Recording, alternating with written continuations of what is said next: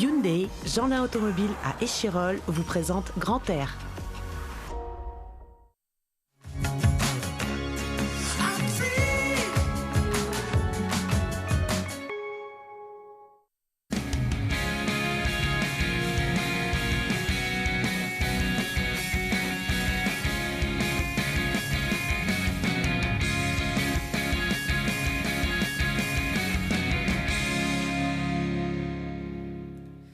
Respirez à fond, c'est Grand Air, le magazine de la montagne et des sports de pleine nature de Télé Grenoble. Aujourd'hui, dans cette émission, on va explorer un massif que l'on connaît bien, celui de Beldon, en long, en large et peut-être même en travers, et rentrer dans les coulisses de l'équipe de France de trail avec le vice-champion du monde de la spécialité. Et ce vice-champion du monde, il est à mes côtés, Julien Rancon, bonjour. Bonjour. Médaille d'argent décrochée début juin au Portugal. En face de vous, quelqu'un qui connaît bien le trail également. Florent Hubert, bonjour. Bonjour. Vous organisez l'Échappée Belle, un des trails les plus difficiles du calendrier. Il se déroule dans le massif de Beldon, un massif à l'honneur également du dernier numéro de Montagne Mag, réalisé par Lionel Tassan. Bonjour Lionel. Bonjour. Magazine qui, donc, sur 100 pages, visite le massif des Grenoblois, on peut le dire, hein, avec la Chartreuse et le Vercors. Ça fait partie des trois massifs qui nous entourent. On en parlera tout à l'heure. Beldon, c'est un de vos terrains d'entraînement, Julien ? Oui, j'étais l'année dernière en stage pour faire un peu d'altitude. Il y a l'altitude, il y a des terrains aussi qui se prêtent bien à la pratique du trail. Vous êtes un coureur tout-terrain, mais vraiment au sens large, hein. Vous avez été plusieurs fois champion de France de trail, mais vous êtes à l'aise aussi sur les courses sur route, hein, à plat. 1h05 au semi-marathon, 2h20 au marathon. Ce sont des chronos déjà de référence.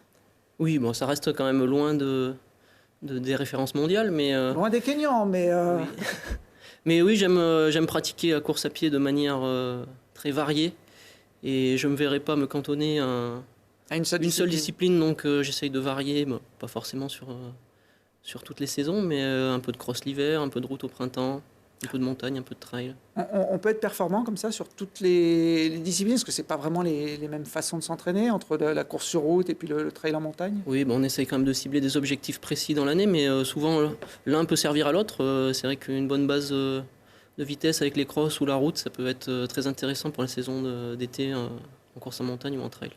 Alors vous êtes licencié à Grenoble, à l'Entente Athlétique de Grenoble, qui est un des grands clubs d'athlétisme de France. Vous aviez déjà été médaillé mondial, hein, il y a quelques années lors d'un autre championnat du monde de trail. En 2013, oui. C'était au Pays de Galles, sur un format de 75 km. Un parcours un peu moins montagneux. C'était plus de la petite colline, on va dire. Vous aviez terminé 3e, médaille de bronze. Cette année, donc, vous montez d'une marche, un podium qui vous a ému. On va revoir les images, voilà, de votre arrivée. C'était mi-juin au Portugal. Un moment chargé d'émotions. Oui, là, c'est un peu un mélange d'épuisement et d'émotions, en effet, parce que on réalise vraiment dans la dernière ligne droite... on est tellement fatigué qu'on est perclus de crampes depuis déjà des kilomètres, et c'est souvent un peu de la gestion. Et là on se dit voilà, même s'il y a une crampe qui arrive si proche de l'arrivée, maintenant c'est fait, donc tout retombe en fait.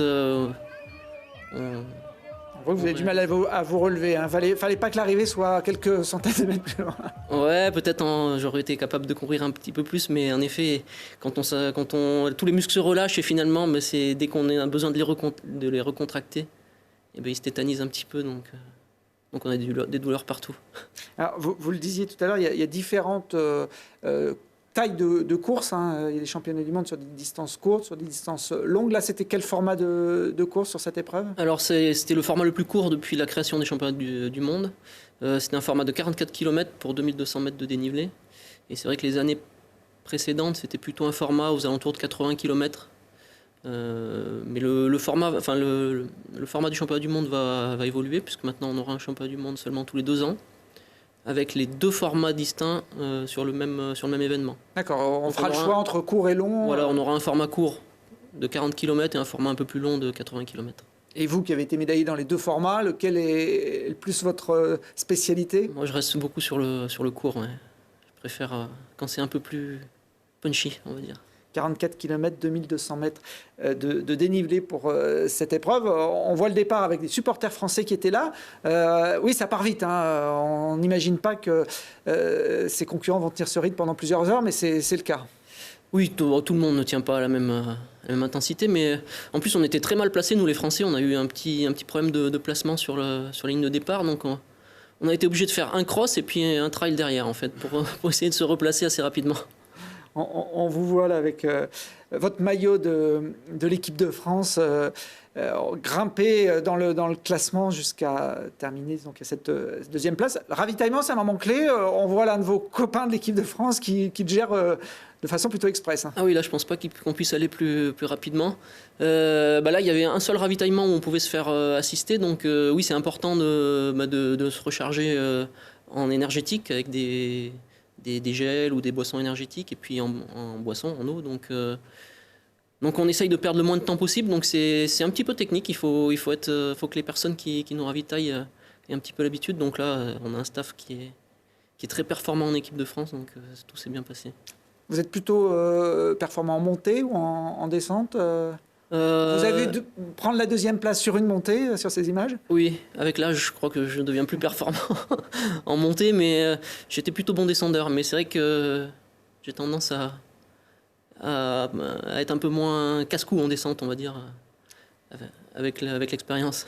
Puisque vous parlez de votre âge, 39 ans. Alors effectivement, dans pas mal de disciplines, on a déjà raccroché depuis longtemps. Vous êtes encore parmi l'élite mondiale. Vous avez un palmarès qui s'étale sur pratiquement une vingtaine d'années avec plusieurs titres de champion de France. Champion de France de course en montagne d'ailleurs. C'est quoi la différence entre la course en montagne et le trail?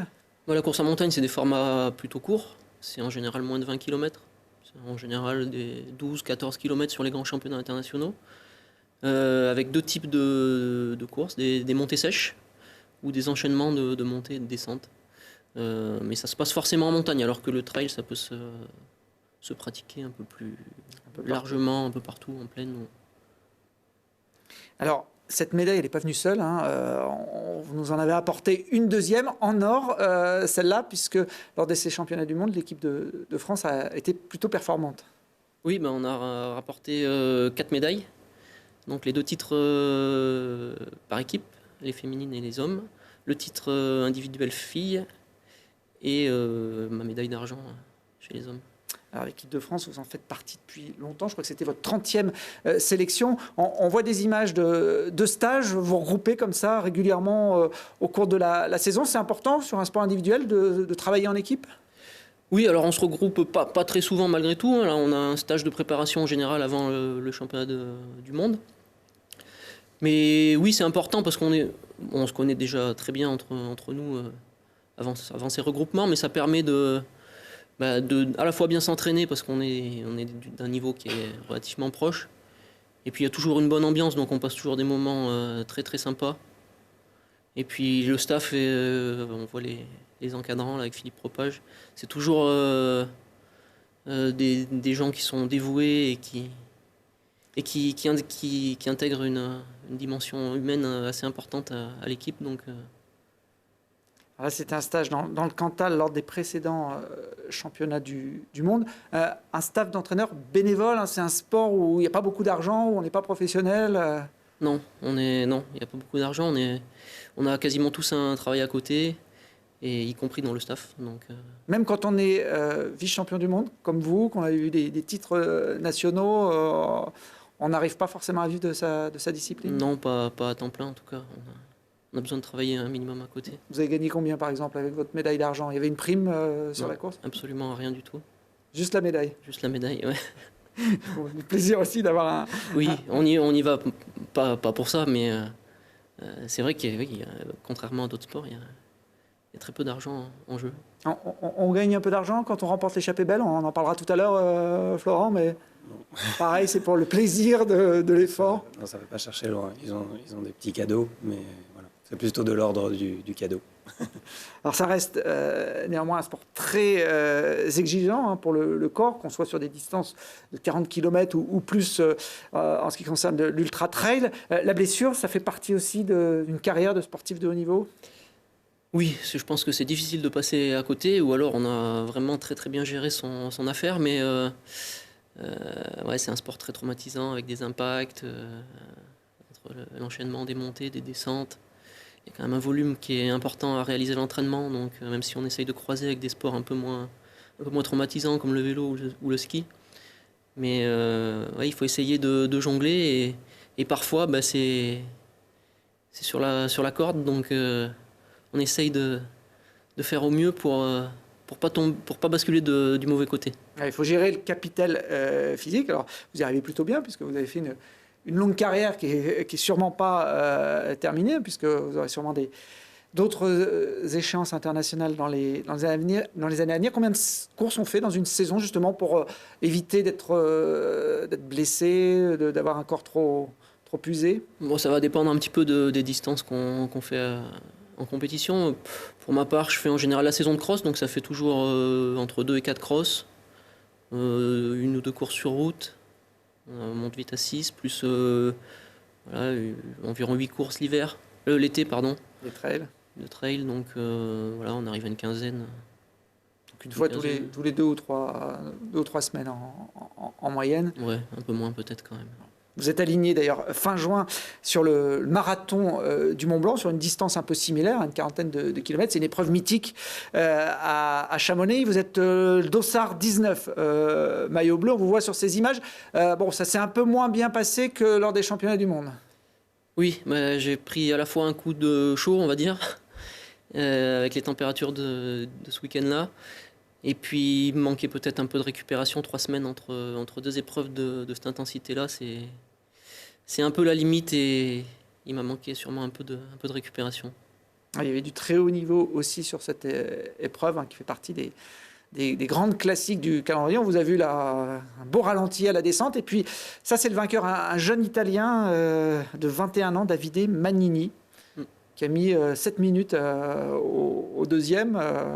Vous l'avez quand même côtoyé sur le début de course. Oui, on a fait les 17 premiers kilomètres ensemble dans le même groupe. Ouais, c'est un très jeune coureur qui grimpe fort et c'est vrai qu'en regardant les images de l'arrivée, on voit qu'il est encore très frais et très impressionnant dans les dernières montées. Donc c'est vraiment une des futures stars de la discipline, je pense. Il succède à Kylian Jornet au palmarès de cette course. Peut-être qu'il aura la même destinée.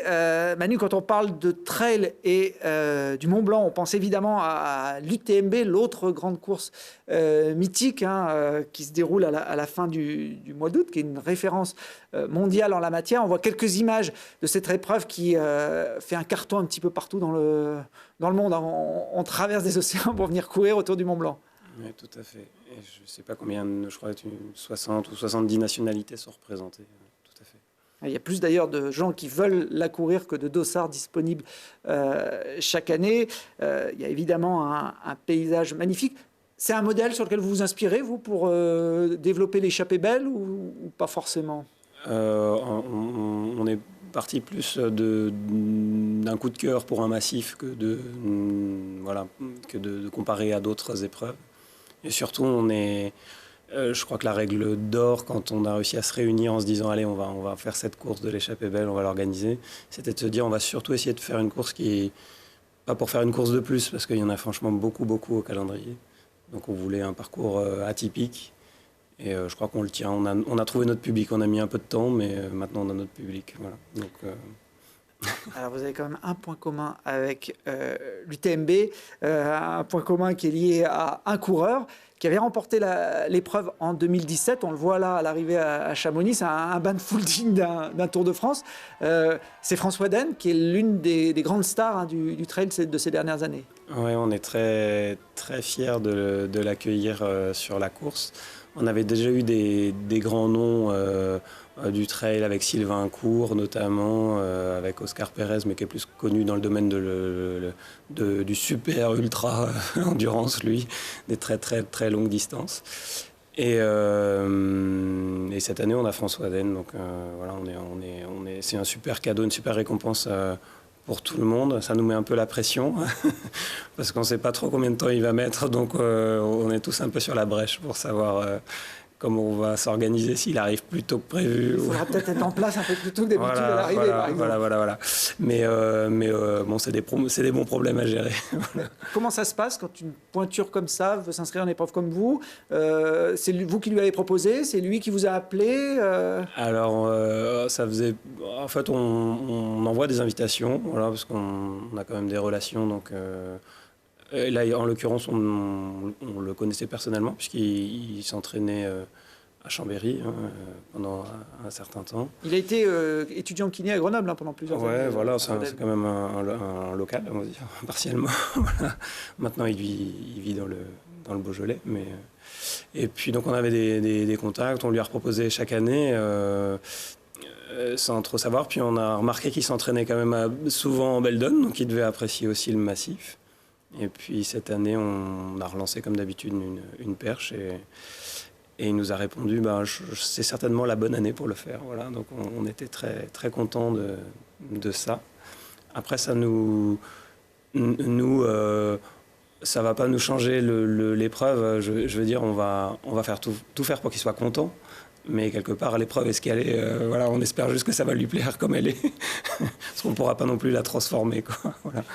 On peut considérer que c'est le numéro 1 mondial, même s'il n'y a pas vraiment de classement comme ça. Mais, ouais. Sur ce type de format, il est vraiment très loin devant. Ouais.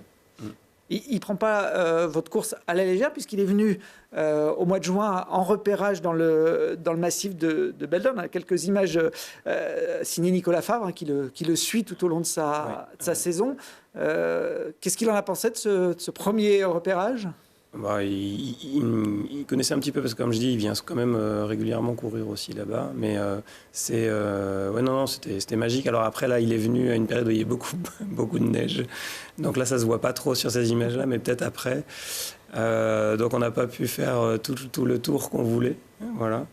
Mais mais il va se régaler, c'est une certitude. La question est, est-ce qu'il va faire beau, pas beau? Mais bon, ça c'est le problème sur toutes les courses. Voilà. Mais il est étonnant de facilité et puis d'humilité aussi. Hein. C'est très agréable d'accueillir un champion comme ça qui, voilà, il est content de venir, quoi, tout simplement. Il ne nous met pas de pression particulière. Donc c'est chouette, quoi. Voilà. J'espère que ça va être une belle rencontre, un beau cadeau pour les bénévoles hein, qui s'investissent beaucoup sur la course, de voir des champions venir de plus en plus nombreux sur l'épreuve chaque année. Julien, c'est important de repérer une épreuve de trail. François Den, il vient 2-3 mois avant pour voir un petit peu le parcours. Vous le faites aussi, vous, sur les épreuves que vous avez disputées? Oui, ça nous arrive quand même régulièrement. Surtout sur l'échappée belle, je pense que Beldon, c'est quand même assez technique. Donc c'est quand même un gros avantage de savoir où on va mettre un peu les pieds. Là, nous, pour les championnats du monde, on avait eu l'occasion de repérer avec l'équipe de France un mois en amont des championnats, et c'était vraiment d'une grande utilité, puisque on ne savait pas trop à quoi s'attendre en termes de chemin et de technicité, et finalement on avait été très surpris, donc ça avait été une grande aide le jour de la course. C'est encore plus utile quand on a des portions de nuit, parce que là, François, il pourra aller aussi vite qu'il veut, il va quand même faire une nuit complète. Donc les portions de nuit, aller les voir un peu 2 jours avant, oui, ça peut aider. Ça peut aider même moralement, hein, parce que même lui, grand champion qu'il est, il a parfois des coups durs. Et donc ça peut aider de savoir vers quoi on va après. Voilà. Faudra qu'il imagine aussi quand même, François Den, malgré ce repérage, ce que ça peut être les sentiers sans la neige, hein, puisque vous l'évoquiez, Florent, quand il est venu au mois de juin, il y avait encore au-dessus de 2000 mètres pas mal de neige. C'est possible qu'il revienne d'autres fois, mais il nous a confié qu'il connaissait très peu la partie nord, hein, ce qui est le cas de beaucoup de monde. C'est-à-dire que la partie sud de Grenoble, avec tout le plateau de l'Apra, les lacs des Sept-Lots sont quand même... assez parcouru, des randonneurs, des coureurs, etc. Quand on arrive dans des zones comme le Véton, le col Morétan ou la crête des Ferris, c'est voilà. En gros, on croise plus grand monde. Alors le nouveau GR a quand même maintenant popularisé quand même un petit peu aussi ces sections-là, mais ça reste quand même beaucoup plus sauvage et moins couru, donc il ne connaît pas du tout cette section-là. Est-ce que l'échappée belle, telle que vous l'avez imaginée, telle que vous l'avez concrétisée, ces 144 km qui traversent l'ensemble du massif de Beldon, hein, de Visil au sud jusqu'à Aiguebelle en Savoie au nord, avec un petit peu de dénivelé à la clé quand même. Un petit peu. Alors on a fait un recomptage un peu plus précis cette année avec des nouveaux outils, parce que c'est pas évident de mesurer. Hein. Sur le terrain, on n'a pas, comme en athlétisme, une petite roulette qu'on fait passer pour mesurer. Et c'est des outils GPS tout simplement, de navigation. Et maintenant, on est à 148, quasiment 149 km en fait, pour le même parcours qu'avant. Hein. Donc, ce qui n'est pas étonnant, et c'est valable quasiment sur toutes les épreuves. Et plus il y a une déclivité importante, et plus il y a d'erreurs sur les... Et donc, en Beldon, on a plus de 11 500 mètres de dénivelé sur les 144 km, enfin 148. Ce qui en fait une course très, très difficile à gérer. Voilà, au niveau musculaire aussi, puisque les impacts musculaires ont beaucoup lieu en descente. Là, on a des descentes très techniques avec des blocs. Donc, c'est plutôt des sauts de pierre en pierre qu'une foulée. Donc, ça veut dire qu'on a des impacts réguliers. Donc, les jambes finissent un peu comme des chewing-gums à la fin de la course, pour ceux qui ne sont pas bien préparés. C'est ce qui en fait aussi son attrait. Vous avez rempli les différents formats de course en quelques jours cette année. Oui, on est très content de ça. Il a fallu une journée pour remplir le grand parcours. Alors, on a une volonté de limiter à 500 participants par épreuve, pour des questions à la fois de respect environnemental, de convivialité, et puis de gestion logistique, parce qu'on est sur un parcours qui a comme caractéristique l'altitude. Même si on n'est pas sur des hautes altitudes de haute montagne, on a peu d'accès. C'est-à-dire qu'on est quand même très, très contraint en cas de météo défavorable, et on ne peut pas avoir trop de monde sur les sentiers. Voilà. On ne redescend pas beaucoup dans la vallée Non, urbanisée, on va dire. Là, c'est le passage à la croix de Beldon, hein, qui est le point culminant du massif. Faut imaginer que un peu avant le 20e kilomètre, voilà, du 16e quasiment on va dire du 20e au 60e, il n'y a pas un arbre. Voilà, ça donne une petite idée. On ne peut pas se mettre à l'ombre, il n'y a pas d'abri, on est dans les rochers pendant plus de 40 km. Voilà, on est comme ça. Comme les chamois. Comme les chamois. Ils sont peut-être plus adaptés que nous pour faire ce genre d'épreuves. Julien, ça vous a jamais tenté de partir sur des formats de 140, 160 km? On a des plus courts. Hein. Pour Julien. Non, ouais, j'aime bien les formats plus courts où c'est plus intense et ça correspond à la fois mieux à mes caractéristiques physiologiques et mentales également, parce que je me lasse aussi au bout d'un certain temps, donc j'aime bien rester sur du court. Mais pourquoi pas, peut-être qu'à l'avenir. Je crois qu'ici, autour de cette table, il y a quelqu'un qui a failli la faire, cette échappée belle, Lionel. Vous qui êtes un amoureux de Beldon. Oui, moi je fais pas de trail et de course de ce type, mais je m'étais dit que si je devais en faire une en tant qu'amoureux de Beldon, ce serait celle-ci. Bon, mais malheureusement, je me suis blessé cette année-là en essayant de m'entraîner un petit peu pour. Mais c'était une bonne idée à la base. D'autant qu'elle a une spécialité aussi, c'est que le parcours sort un peu des sentiers battus. Il y a quelques passages très techniques, on le voit là sur ces images, dans des pierriers, dans des endroits où habituellement on ne va pas tracer un itinéraire de trail.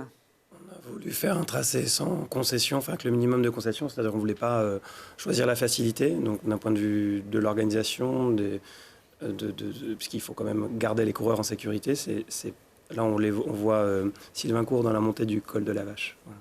Et là c'est le col Moretan. Donc c'est des parcours où il y a du hors-sentier.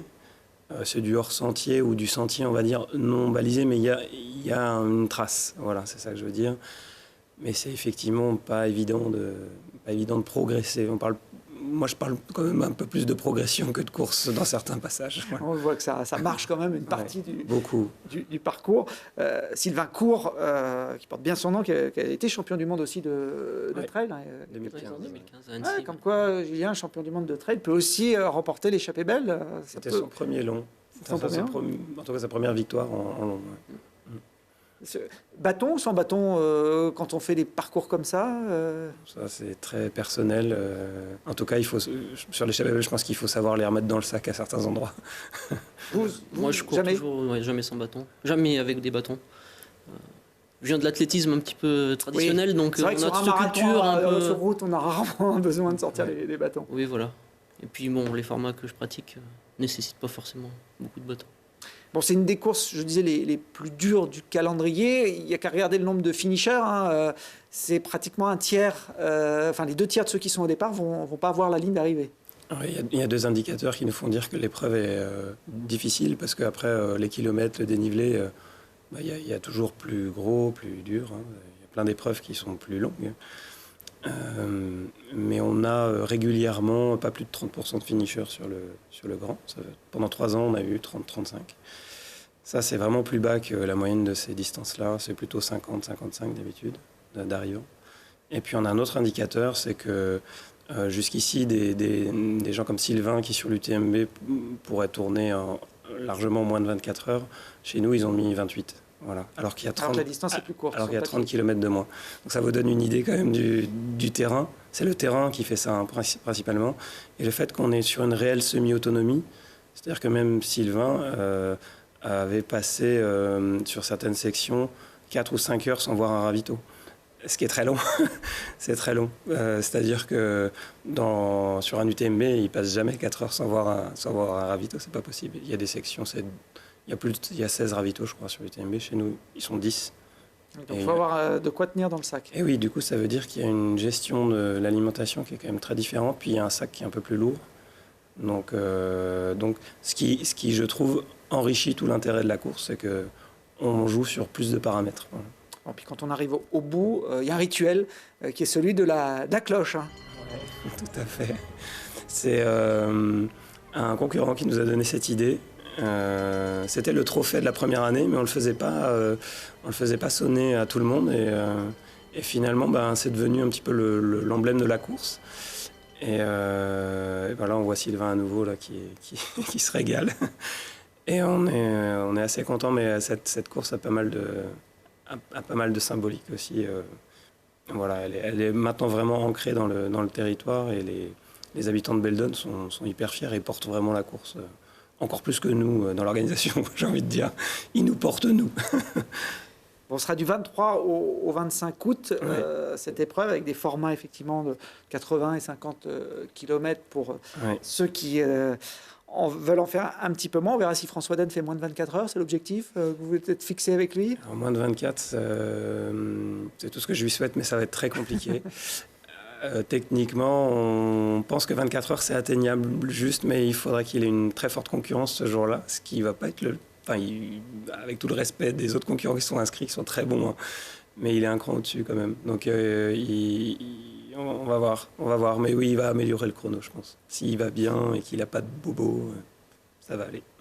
Pour aller les encourager, hein, il y a des endroits stratégiques sur le parcours dans le massif de Beldon pour aller voir passer la course. Alors, si vous êtes matinal, les 2 premiers sites, le départ et puis l'Arcel à Champs-Rousse. Voilà. Ensuite, les sections jusqu'au Plénay sont compliquées. Puis ensuite, vous avez tous les ravitaux sont accessibles en voiture ou en bus.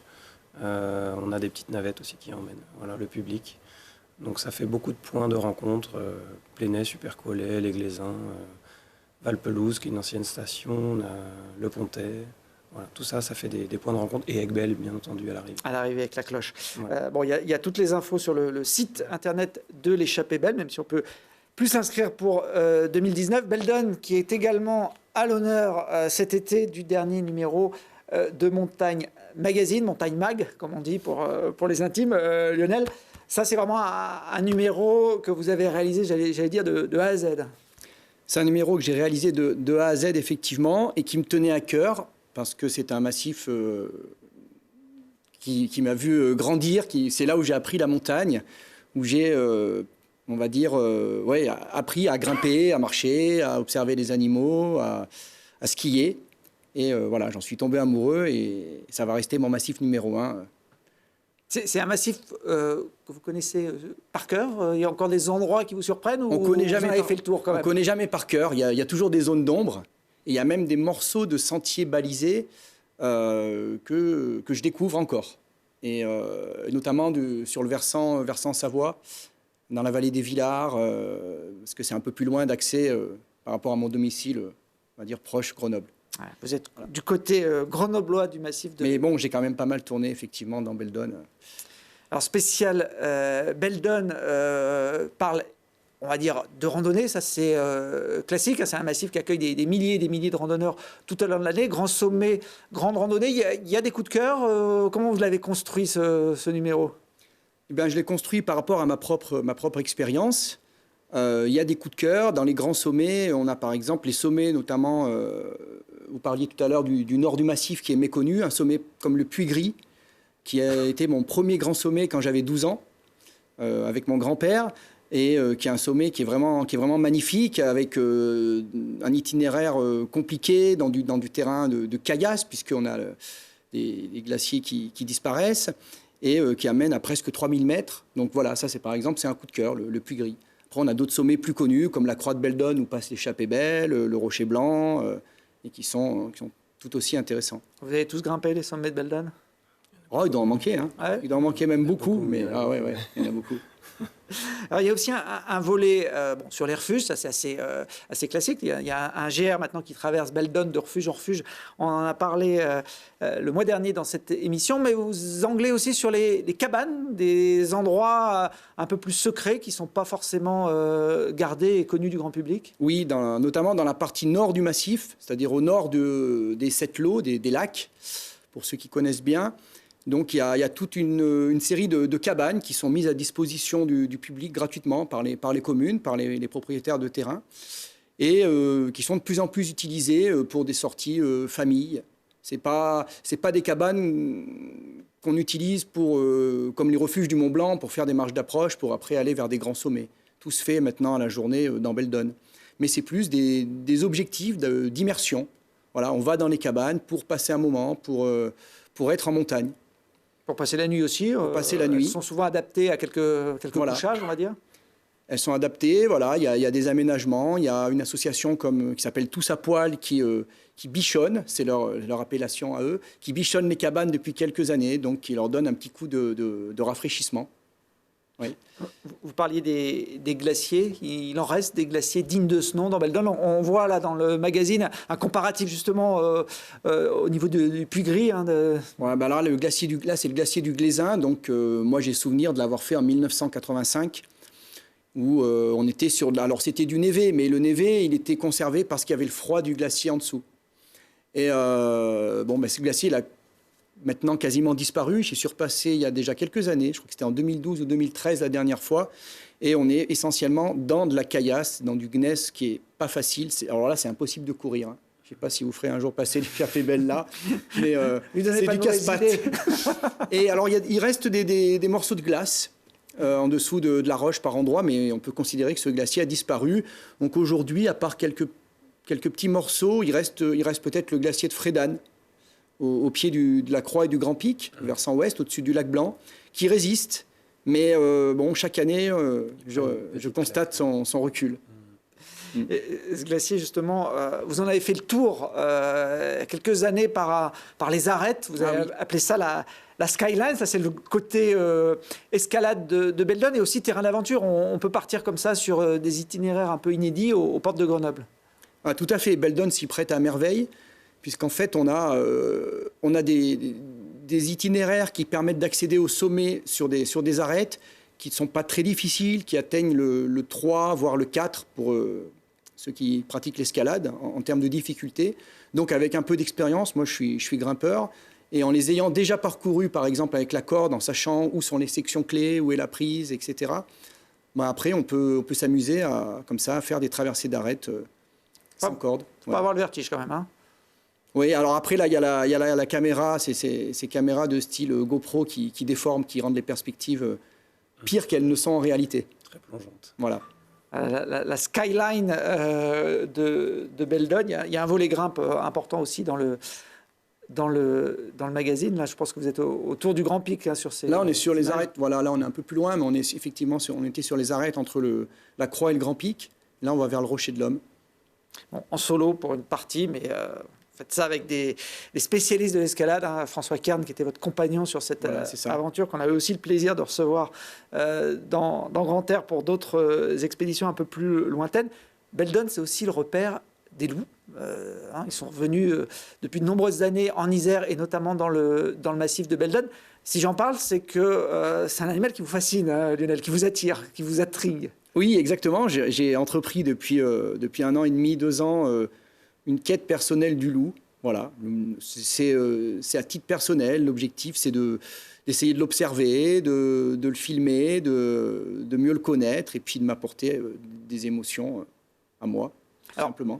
Pour arriver justement à le filmer, vous utilisez des pièges photographiques. C'est ça que vous laissez en permanence dans la montagne. Oui, c'est un peu indispensable pour cet animal, parce que sinon on va passer des années sans rien voir, ou alors c'est au petit bonheur la chance.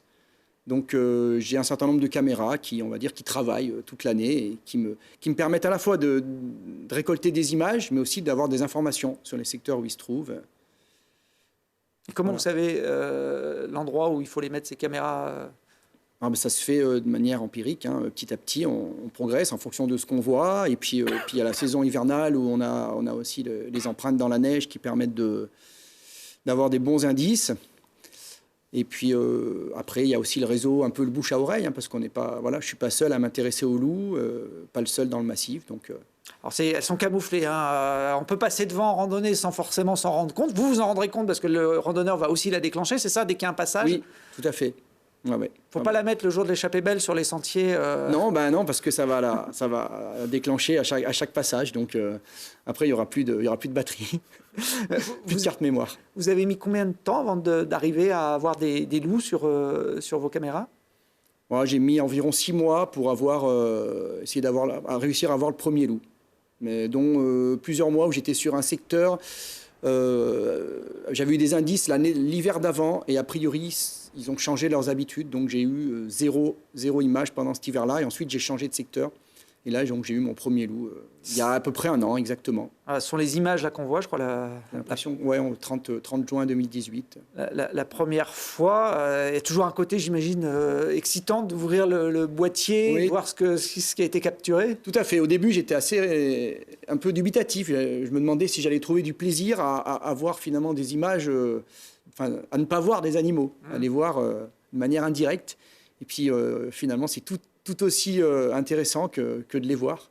Et d'ailleurs, ce loup qu'on voit ici, ce qu'on a vu là sur les images, et qu'on revoit d'ailleurs là passer devant une des caméras, c'est celui que j'ai pu observer en direct, parce que maintenant je les reconnais bien. Vous arrivez à reconnaître Oui, tout à fait, ouais.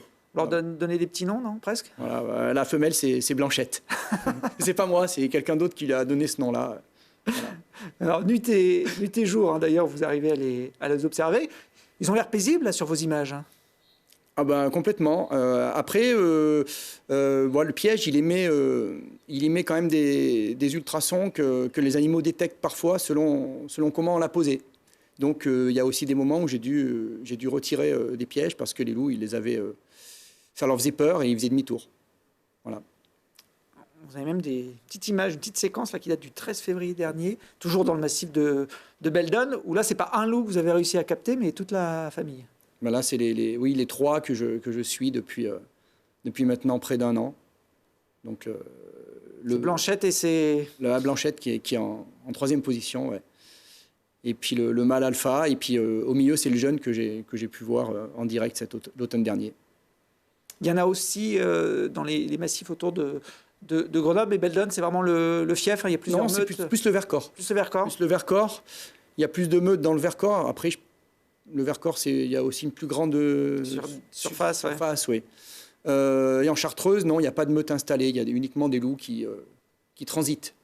Alors, satellites. Vous le disiez, vous avez eu la chance, au-delà de ces images, de le croiser, de le voir en vrai. Ça demande quand même déjà de la patience, beaucoup d'heures. On se met à l'affût, on se camoufle. Oui, on se camoufle, on passe du temps, et puis surtout beaucoup de temps à rien voir. Après, le loup, pour moi, c'est aussi un prétexte à être en montagne. Et quand je fais une sortie loup, j'observe jamais le loup, à part une fois ou deux. Mais j'observe des cerfs, je vois des aigles, je vois des animaux. Je passe un bon moment en montagne et avant tout, c'est la priorité. Non, ce loup que vous avez croisé, je pense que comme pour Julien avec son titre, ça doit être un moment d'émotion assez particulier. Oui, c'était vraiment c'était énorme, d'autant que je m'y attendais plus. Hein, c'était le soir, ça se voit pas trop sur les images, mais commençait déjà à faire un peu nuit et j'avais commencé à ranger le matériel, donc tellement j'y croyais pas. Donc ça a été la surprise totale. Ouais. Bon, il est arrivé, on le voit là sur ces images. On peut le retrouver aussi, ce loup, en page 97 du magazine. Il y a 100 pages dans ce Montagne Mag. Vous avez attendu le dernier sujet pour l'évoquer. Ça fait aussi partie de l'histoire de ce massif. Voilà, alors c'est un magazine spécial Beldon, mais il y a aussi quelques actualités, quelques sujets annexes. Et je me suis fait un petit plaisir sur la fin du magazine à présenter 4 ou 5 espèces animales de nos montagnes de manière générale, dont le loup, et avec un petit encadré qui explique voilà, les populations de ces animaux-là dans Beldon. Vous l'avez déjà croisé, Florent, en repérage sur l'échappée belle, le loup? Non, pendant la course, on a eu un appel au PC course en nous disant qu'il y avait des loups. Mais on n'a jamais su si c'était la fatigue. Les hallucinations après 25 heures de course. Ce qui arrive fréquemment, parce que je pense que le loup est plutôt frileux de s'approcher d'un humain avec une frontale et des bâtons, je ne sais pas, mais a priori c'était la fatigue. Oui, vu le mal qu'a eu Lionel Tassan pour arriver à les photographier, les approcher. Quand même, Non, mais de toute façon, le loup il est revenu en 1992 en France et il n'y a aucune attaque recensée. Hein. On ne parle même pas de décès, on parle juste d'attaque, donc c'est 0. Donc on peut aller se balader dans le massif de Beldon et espérer le voir, mais on n'aura aucune crainte. Même si c'est vrai que la nuit, ça peut forcément être anxiogène, mais la nuit est déjà anxiogène sans les loups pour beaucoup de personnes. Donc. Bon, la Beldon, en tout cas, j'espère que ce numéro marchera bien chez nous, évidemment, mais tout partout en France, hein, puisque Montagne Mag est diffusé, même s'il est édité depuis Grenoble, il est diffusé sur le territoire national. Donc moi, j'ai essayé de faire le maximum pour qu'il plaise et de varier les activités. Donc voilà, on espère qu'il aura du succès. Un bel écho. Ouais. Allez, on va terminer cette émission avec le JT de la montagne.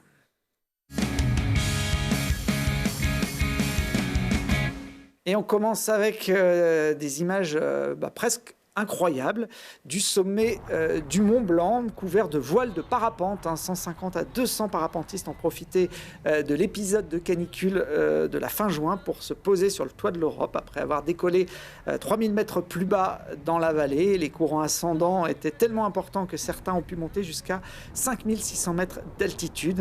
Les images qu'on voit ont été réalisées par le Grenoblois Nicolas Plein, qu'on a eu le plaisir d'accueillir en mai dernier dans cette émission pour parler évidemment de parapente. Là, il vole très haut au-dessus du sommet. Il en est d'ailleurs tout étonné. Il faut préciser que le survol du Mont Blanc est interdit aux parapentes en juillet et en août. Mais là, on était le mercredi 26 juin.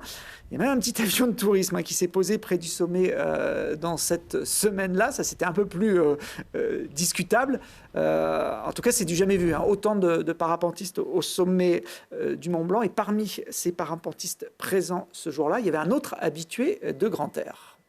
Raconte-nous ton problème un peu là. On va y aller. Eh ben, en fait, il y a tellement de voiles que je sais pas où aller. Voilà, je ne sais pas si vous l'avez reconnu, c'est Antoine Girard, qui est le parapentiste le seul à avoir survolé un 8000. C'était en 2016 au Broad Peak, en Himalaya. C'est le recordman du monde de vol en altitude. Et au sommet du Mont Blanc, il a du mal à retrouver sa voile. C'est vrai que ça fait un peu désordre, Lionel, vous qui connaissez bien cet endroit, de voir autant de monde et pas forcément des alpinistes d'ailleurs. Oui, mais en même temps, c'est des conditions exceptionnelles. Alors, on parle beaucoup de réchauffement et des effets négatifs. Là, pour le coup, c'est plutôt un effet positif. Et j'en profite pour dire que je trouve dommage qu'il y ait eu un arrêté d'interdiction pour quelques jours. Les autorités ont interdit dès le lendemain Complètement. Et que finalement, alors il y a eu un accident mortel, c'est dramatique. Et il faut essayer de faire de la prévention pour pas que ça arrive et pour que les gens qui aillent sur le sommet du Mont Blanc dans ces conditions soient expérimentés. Mais par contre, en prenant un tel arrêté, on va protéger physiquement les gens, mais on va tuer le rêve de tout le monde. Alors c'était quand même un jour exceptionnel, des conditions de température exceptionnelles. Regardez sur ces images, donc c'est Nicolas Plein, c'est lui qui a la perche, et à côté, tongs et short au sommet du Mont Blanc. Il faut le faire quand même. Ça vous est jamais arrivé, Lionel? Je sais que vous êtes monté en trail là-haut, en mode trail, mais pas en mode tongue quand même. Non, pas en mode tongue, non, avec on va dire des chaussures, alors des chaussures basses, mais avec une semelle Vibram semi-rigide quand même. Bon, du monde, il y en avait aussi sur le glacier des Deux Alpes à la fin du mois de juin pour la Mountain of Hell, la course de VTT la plus haute du monde. On vous avait présenté d'ailleurs en détail l'édition 2019 en recevant l'organisateur sur le plateau de Grand-Air. Pour le 20e anniversaire de cette course, ils étaient plus de 1000 au départ, à plus de 3400 mètres d'altitude, avec au programme 2500 mètres de dénivelé à dévaler. C'est le Haut-Savoyard Kylian Bron, qui est déjà vainqueur en 2018, qui s'est de nouveau imposé. 31 minutes quand même pour descendre du sommet jusqu'au village de Vénosque. Alors voilà, il y a quelques petits obstacles sur le parcours. Du côté des féminines, c'est Émilie Serre qui l'a emporté. Alors si la descente du glacier s'est plutôt bien passée pour la tête de course, ça n'a pas été la même chose pour le gros du peloton. Je ne sais pas si vous connaissez l'effet domino, mais vous allez vite comprendre en quoi il consiste sur ces images. Voilà, une première chute qui en entraîne une deuxième, une troisième. Et puis après, on peut dire que ça part vraiment en vrille. Certains coureurs sont à plus de 100 km/h là, sur la fin du glacier. Et il y a une règle quand on fait du VTT sur la neige, c'est de jamais toucher les freins. Et là, évidemment, tout le monde se met forcément à freiner pour éviter les obstacles. Et ça finit assez douloureusement. Il n'y a pas eu de blessés graves. Je pense qu'il y en a certains qui n'ont pas pu malheureusement finir l'épreuve. Mais voilà, des images également très surprenantes. Vous faites du VTT tous les trois? Un petit peu, mais pas sur neige, tranquille. Ouais. Bon. Tranquille, rarement. Bon, merci en tout cas d'être venu sur cette émission. Bonne continuation dans vos projets respectifs. Et nous, on a toujours l'habitude de se quitter dans Grand Air avec des images spectaculaires. Et on va retourner sur le sommet du Mont Blanc. Je vois Lionel qui acquiesce, qu'il connaît cette séquence. Ça a été réalisée il y a quelques jours par un skieur professionnel qui est également adepte du base jump. Il s'appelle Mathias Giraud et il a réussi non pas la première descente en ski du Mont Blanc, ça a été fait depuis très longtemps, mais le premier ski base, c'est comme ça que ça s'appelle, base comme base jump évidemment. Je vous laisse en compagnie de Mathias Giraud, image sensation. On se retrouve très rapidement pour de prochaines aventures.